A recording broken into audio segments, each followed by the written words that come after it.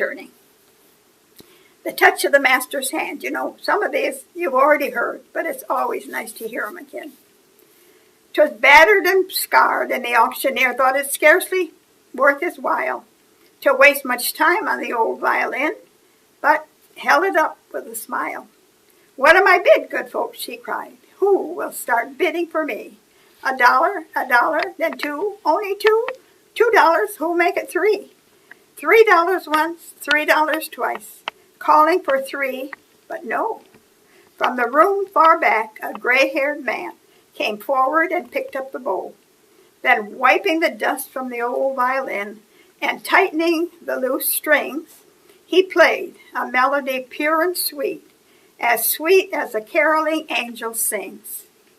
The music ceased, and the auctioneer, with a voice that was quiet and low, said, "What am I bid for the old violin?" And he held it up with the bowl.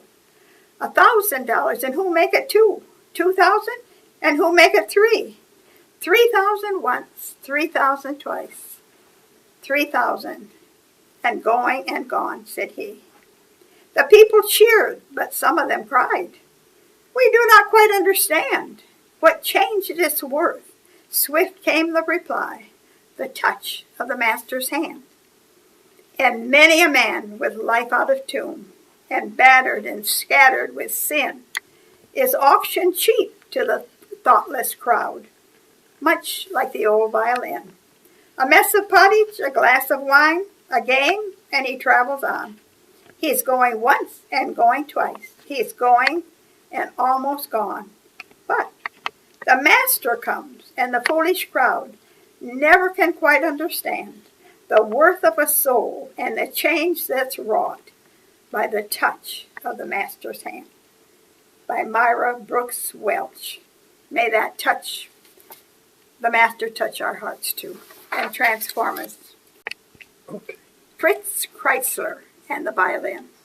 There's a beautiful story told about the way the great violinist Fritz Kreisler secured his treasured violin, which he named Wagnerius.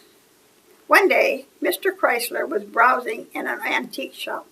Suddenly, he heard the sound of music from an adjoining room, the golden tones of a master violin. Enraptured by its pure quality, he asked if he might buy it. "It has already been sold to an Englishman who has a passion for collecting old violins," the dealer explained. "He will likely put it in a glass display case for people to look at and marvel." The violinist objected. "But this is not an antique to look at. It is an instrument to bless the world." He asked for the address of the owner. Week after week, Fritz Kreisler visited him, pleading with him to let him buy the violin. Every time, he was refused. Finally, the collector sighed. "You may take the instrument out of its case. Let me hear what you can do with this violin." "I played that violin as one condemned to death would have played to obtain a pardon," Kreisler related later. The heart of the Englishman was deeply moved. "I have no right to keep it," he said, voice wavering. "This violin belongs to you. Go out into the world and let it be heard." Fritz Kreisler did just that, and tens of thousands of people thrilled to the pure liquid tone of Wagnerius in the hands of its master.